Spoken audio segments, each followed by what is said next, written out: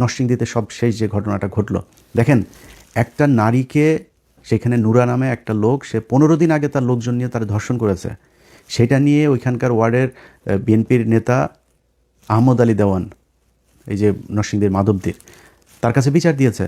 সেই আহমদ আলী দেওয়ান সে তো বিচার করেই নাই, তার ছেলে ইমরান দেওয়ান সহ আরও 5-6 জন মিলে তারা নিয়ে আবার ধর্ষণ করে আবার হত্যা করা হয়েছে, তার লাশ পাওয়া গিয়েছে এখন। আরে ভাই, এটা কি ফাজলামির জায়গা নাকি? মানে দেশে আইন বিচার শাসন কোনো কিছু নাই, খালি মানে ভাব নিয়ে বিশাল আকারের মানে ক্ষমতা আছে, এরকম ক্ষমতা করে তারপরে আপনি যদি মানে করতে যান, হাসিনার মতো দেশ চালাইতে যান, বিরাট এক স্বরাষ্ট্রমন্ত্রী, আরে বাবার বেশি বলে মবের সন্ত্রাসে দিয়ে এটা তোর মারে এখন লাগাইছে, যে এটা কি তোর কাছে ভাল লাগে না? এটা কি হয়েছে নাকি? এই যারা আজকে এগুলির মব মব বলে, তোদের মাদেরকে তো এখন মানে এই যে এটা দিয়ে লাগানোটারে কি মব বলবি না? তোর মারে কি কি বলবি বল আমার, এটা কি জিনিসটা কি? ওরা মব, আরে বাবা জুলাইতে পোলাপান যা করছে মব, 32 ভাঙা মব, প্রথম আলোরে জয় বাংলা করা মব, এগুলি হলো মব। আর ওনারা চাঁদাবাজি করবে, ধান্দাবাজি, মানুষের রেপ করে মেরে ফেলবে, এগুলো হচ্ছে গিয়ে জাস্টিস। ওনারা এমনি দেশ চালাইতে যায়।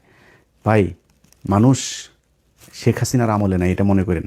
জাস্ট আপনার খুব ইমিডিয়েট পাস্ট, অল্প কিছুদিন, বেশি দিন হয় নাই ভাই, আপনার এই দেশের মানুষ কিন্তু এগুলো মানে নাই। আপনি এত ক্ষমতাশালী কোনো কিছু হয়ে যান নাই। এই বিএনপির আমরা চিনি, বহুদিন থেকে চিনি, বয়স তো কম হইল না। আপনাদের সেই শাসন আমল দেখছি, আপনাদের বিরোধী দল দেখছি, এবারও দেখবো ইনশাআল্লাহ, আল্লাহ যদি বাঁচায় রাখে। তো আপনারা কি শিখতে পারেন? এক বালুর ট্রাক দিয়ে আমরা দেখছি এই দেশে কত কিছু উল্টায় ফেলতে পারেন আপনারা। এই 28শে অক্টোবর জামাত শিবিরের লোকজনরা আপনারা এখানে মার খাওয়ায় তারপর আপনারা পালাইছিলেন।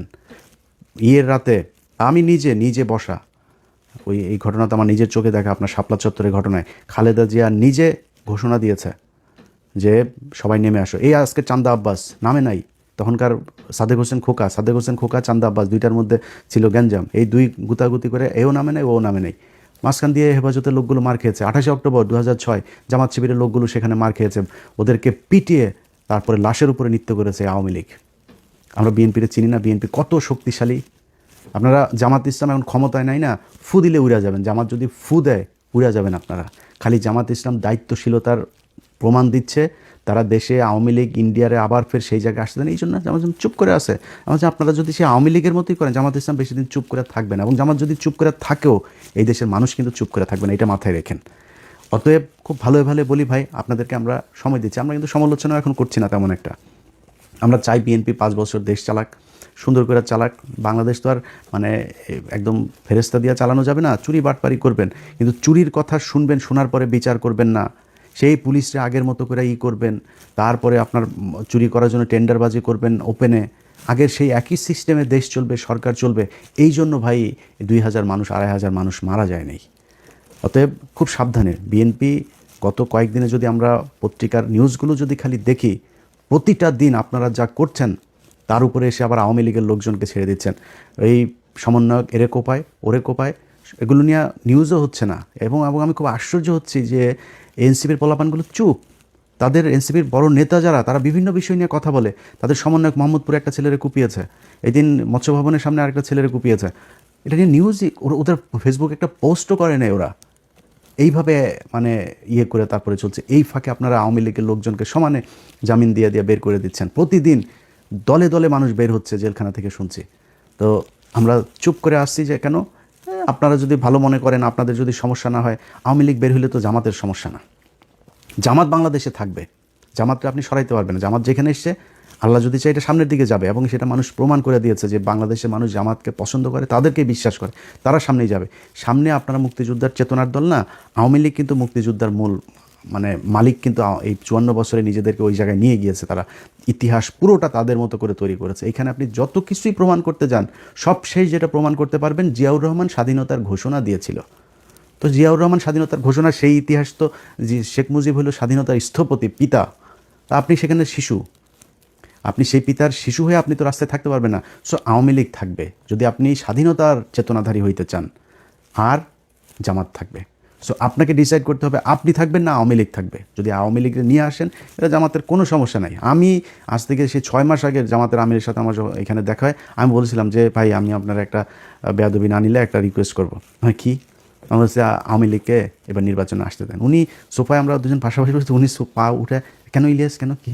আমি বললাম এই যদি নাকি এদেরকে আনেন, এদের ভোট কিন্তু বিএনপিকে দিবে, এদেরকে আসতে দেন, 2 দলে ভাগ হবে, মাঝখান দিয়ে আপনারা ক্ষমতায় যাবেন। তো এটা হবে সামনে 5 বছর পরে, আনতে আসতে দেন। আওয়ামী লীগ, আমরা চাই আওয়ামী লীগ ক্ষমতা এই নির্বাচনে আসুক। আওয়ামী লীগ নির্বাচনে 10 বছর পরে আইসা মানুষ সেই 1971 সাল 74 সালে নাই, এখন সব ইউটিউবে ফেসবুকে সব ডকুমেন্টস এভিডেন্স একদম ভিজুয়াল মিডিয়াতে প্রমাণ আছে, এগুলো মানুষ দেখেছে, মানুষ সেই আই উইটনেস সবাই, তারা জানে, তারা নৌকায় যায় ভোট দিবে, এটা মনে করার কারণ। এবার যে ভোট আপনারা যা পেয়েছেন, চুরি না করে যেটা পেয়েছেন, এটা আপনারা আওয়ামী লীগ সব মিলায় সেটা। আর আপনারা কতটুকু পেয়েছেন ভোট জানেন? আপনারা 20% আসন পেয়েছেন। কেন বললাম? কারণ 20% না ভোট না, ওই 20% না ভোট আপনার আর হা ভোটের 80% পুরোটা দাঁড়িপাল্লার ভোট ছিল। তো এটার এই যে বট মট বলে, বট যদি হয় তো বট তো বটই, বট হইয়া ভোটের কি ইকুয়েশন কি? ভোট যে সারা দেশের ভোটের পার্সেন্টেজ করে কি হয়েছে, 37% ভোট পেয়েছে জামাত ইসলাম। বাংলাদেশে 37% বট, এটা বট যা ভোট দিয়ে আসছে। সো এই নিয়ে সন্তুষ্টি নিয়ে বসে থাকেন আর দেশ এমনি চালান, চালাইতে চালাইতে তারপরে দেখবেন সামনে মানুষ জুতা দিয়া তারপরে গদি থেকে নামাবে। যেভাবে দেশ চালাচ্ছেন এইভাবে দেশ চলুক, এইটা অন্তত এইবারের এই পরিস্থিতিতে এসে এইরকম নির্বাচনে একটা সরকার এসে এরকমভাবে দেশ চালাবে, এটা এই দেশের মানুষ চায় নাই।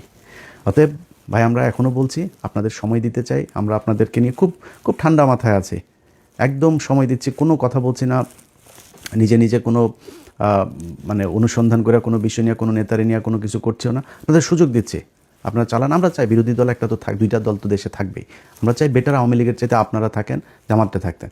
আর জামাতরে এই যে শেষ করে দিয়ে তারপরে আওয়ামী লীগকে নিয়ে আসবেন, এটা মনে করার কোনো কারণ নাই। আপনি জামাতটা শেষ করে দিবেন না, মনে করেন আপনি আবার আওয়ামী লীগের মতো নিবন্ধন সব বাতিল করে দলের একদম করে দিলেন, ব্যান করে দিলেন। আজ থেকে 15 বছর পরে যায় দেখবেন বিএনপির মহাসচিব জামাত ইসলামের রোকন। বলে রাখলাম এটা আপনারে। অতএব এদেরকে সরাইতে পারবেন, এদেরকে শেষ করতে পারবেন না। এরা দল করে পকেটে টাকা দেয়া, আর এদের দল করার মানে সত্যি হোক মিথ্যা হোক, এরা ভুল হোক আর আপনি ভুল হন, যেই ভুল হোক, এরা দল করে উপরে একজনকে খুশি করানোর জন্য। এদের আপনি সরাইতে পারবেন না। যার মৃত্যুর যার ভয় নাই, যে ফাঁসি হয়ে যাবে শোনার পরেও যে এটারে রিভিউ করার জন্য রাষ্ট্রপতির কাছে যায় না, আপিলটা পর্যন্ত করে না, এই দলের আপনি সরাবেন কীভাবে? এটা সম্ভব না, এটা সরানো। আমি জামাত ইসলাম করি না ভাই, তারপরেও আমি তাদের যেই পলিসি, তাদের যেই মানে চিন্তা ভাবনা, তাদের আদর্শ, এগুলোর সম্মান না করে কিছু করার নাই। আপনি এটার বিরুদ্ধে যাইতে পারবেন না। আজকে বাংলাদেশের যেসব নারীরা পর্দা করে না, সেই নারীরাও আজকে জামাত ইসলামের পক্ষে কথা বলে, জামাত ইসলামের ভোট চায়, ওপেনে তারা মিছিলে যোগ দেয়। এটাই বাংলাদেশ, এটাই দাঁড়িপাল্লার মানে বিজয়। আপনি নির্বাচনে চুরি করে আজকে নির্বাচিত হয়ে তারপরে দেশ চালাচ্ছেন, এই জন্য বিশাল আকারে নিজেরা কিছু মনে করেন, এটা মনে করেন না।